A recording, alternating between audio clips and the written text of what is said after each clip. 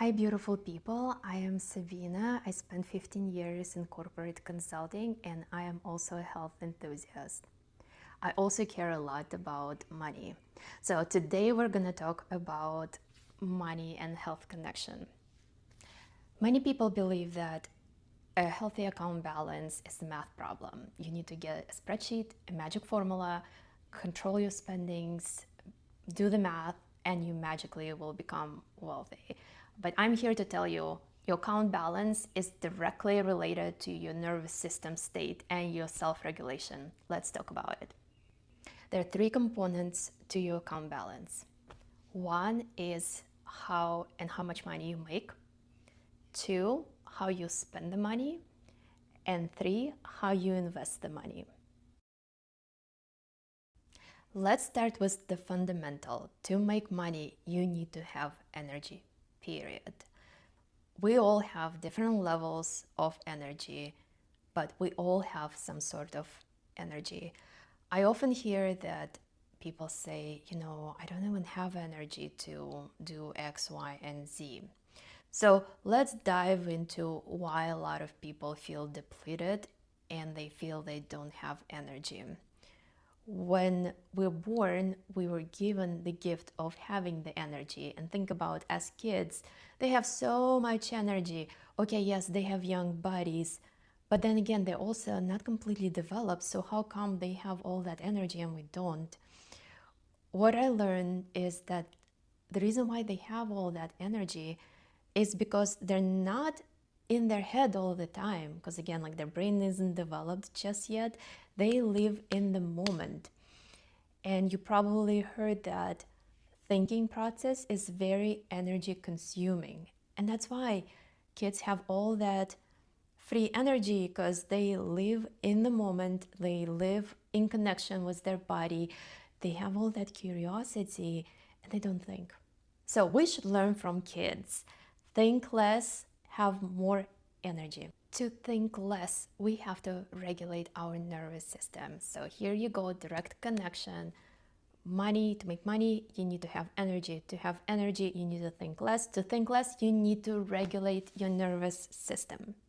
Another component of amount of money you make is the relationships. So in order to make good money, you need to have good relationships. And speaking of corporate, relationships is everything. It's not necessarily how much you know, who knows you, what you know, but it's the quality of your relationships. That's what determines how much money you make and whether you're going to get promoted. Trust me, I learned it on my personal errors. I tried every single possible way, made lots of mistakes, and I had lots of lessons learned. So I'm here to share some of the lessons learned and how you can make more money without repeating mistakes that I made. So going back to relationship and the quality of your relationship. So in order to maintain good relationships, you have to self-regulate. And corporate will test you. Every single high stakes meeting will have some kind of nervous stimulation involved. A lot of the time it's about money, power, control. And in order to maintain relationships, you have to self-regulate. You cannot regulate the other person.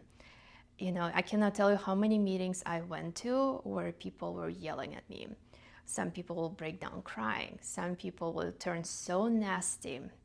And trial and error, I learned that I cannot control how they act, but I must control how I react. And winning is not everything. You can win one battle, think that you won, but it's not a win. You gotta self-regulate and play the long game. Okay, so how do you self-regulate for those high-stakes meetings or conversations? First and most important is knowing and understanding your self-value, being confident, knowing that what you believe for, what you stand for, are all the right things and all the good things. And definitely don't look for validation from outside. It's the self-assurance, self-reliance that decides it all. Here I find affirmations super helpful. Sometimes I'll stand in front of the mirror and practice and keep telling myself that I am confident in my knowledge. I know what's best for the client. I know what's best for my company. I know what's best for all the parties involved, and that I am successful and I'm gonna do great. So it's repeating the affirmations, being positive, and believing in yourself. And believing in yourself and confidence comes with practice. It's something that you just have to keep going, keep trying, and self affirming, making sure that you believe in yourself. Because looking at for external validation for corporate, it's like it's lose-lose game. You're not gonna win that game. The better you can regulate your nervous system and control your emotions, the better will be quality of your relationships, and the more likely you will make more money, better deals, and have better long-lasting relationships. Another component of healthy account balance is how you spend the money. And here, nervous system regulation is so important. Quite often, we have this impulse, especially after a stressful meeting, day conversation, to go somewhere and buy something. Especially as women, we love going out, and I think it's this gather, hunter men were hunters, women were gatherers, is that gathering, discovering part of going somewhere and finding this perfect thing that we can bring home. We get this rush of dopamine. So quite often after a stressful situation, we'll go out. Favorite place to go is Sephora.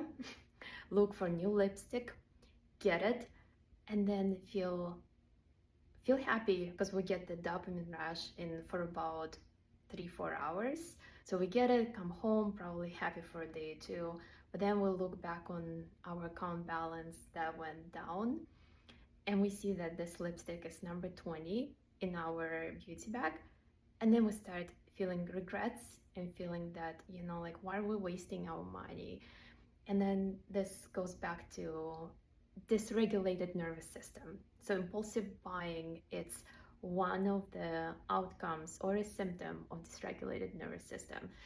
And you can project it to, lipstick is kind of cheap purchase, but quite often people go and make impulsive purchases due to their frustration.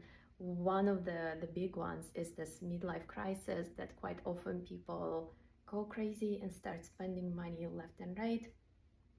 It's their effort to self-soothe and regulate their nervous system. However, it's not healthy way of doing it.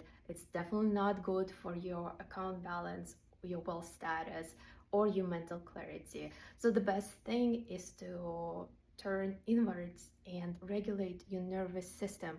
Your bank account balance will definitely thank you. Another symptom of poor account balance is the impulsive spending on food. It could be either going to a store and buying a whole bunch of junk food that you don't need, or it could be going to a bar and spending $100 on some stupid couple of drinks and a burger. It's again that feeling of immediate gratification. You go eat, you go out, you eat, you get the dopamine, you feel good. The next day you look at your account balance, it went down. And to address it, instead of spending that money and depleting your account balance, it would be so much better if you can regulate your nervous system by different healthy method that I'll talk a bit later. Last not least is investment strategy. Here, the winners are the people with the healthiest, strongest nervous system. Investments, they all go up and down, and making any financial moves or decisions when you're in a fight or flight mode is the worst thing you could do for your account balance. Definitely take a pause, regulate, address your nervous system, and then move forward. Now my favorite part is, how do we regulate the nervous system? My favorite thing is the prevention, and prevention is meditation, regular meditation. Meditation early in the morning sets the tone for the day. If you have calm mind, everything else will follow and will work for your own benefit. Definitely starting a day with 10 plus minutes meditation, it's one of the best things you can do for your financial well-being and your health as well. So having quiet mind, less thoughts, and good intention will serve you really good. In addition to meditation, before some big event, stressful meeting, a call, it's so helpful to strengthen your self-esteem. Positive affirmation that you believe in yourself, you mean well, you do well, will serve you really well. Another tool, especially for those impulsive purchases, is giving yourself some break time to think. It's delaying that purchase, telling yourself, let's say you've had that meeting, you're tired, excited, you want to get this quick dopamine, you go out to Sephora, you see this lipstick, or you get this idea that you need to buy this brown shade of lipstick. Whatever comes to your mind, tell yourself, okay, I am stressed right now. Let's wait 24 hours. If after 24 hours I still want to get this brown lipstick, okay, go ahead and get it, because maybe you really need it and you do need to listen to your body and your soul. But giving that 24-hour break definitely will stop that impulsive purchases. They recommend 48 hours. I've noticed huge reduction of urge to go spend money within the 24 hours. So start with 24 hours. This also works really well if you have an urge to contact your ex. Give yourself 24 hours, because quite often after something stressful happened, the first thing we want to do is to talk to somebody who comforts us, and quite often it could be the ex. And I guarantee you, if you call them or text them, you will regret it. And that 24-hour rule applies and helps in this situation as well. Overall, my lovelies, just wishing you healthy, self-regulated days and sending love.